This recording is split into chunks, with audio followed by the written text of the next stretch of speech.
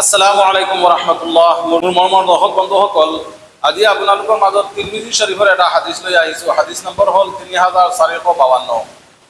এবাৰ হুজুৰ পাক সাল্লাল্লাহু আলাইহি ওয়াসাল্লামৰ সন্মুখত দুজন মানুহে আহি খুব কাজিয়া কৰি আছে আৰু এজনে আনজনক গালি গুলাজ কৰি আছে।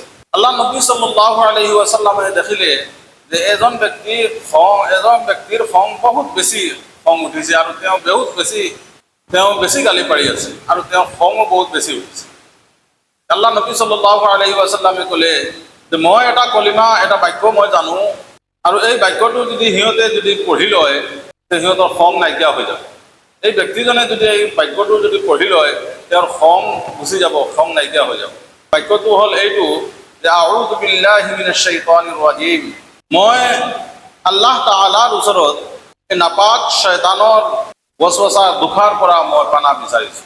ভাই বন্ধুসকল, যেতিয়া আমি খং উঠাৰ লগে লগে হুজুৰ পাক সাল্লাল্লাহু আলাইহি ওয়াসাল্লামে অন্য এটা হাদিছত ঘোষণা কৰিছে যে খং উঠিলে তুমি বহি দিয়া, থিয় হৈ থাকিলে বহি দিয়া, নাইবা আউযু বিল্লাহি মিনাশ শাইতানিৰ ৰাজীম পঢ়ি লোৱা। আল্লাহ তাআলাই আমাক চবক এই হাদিছৰ ওপৰত আমল কৰাৰ তৌফিক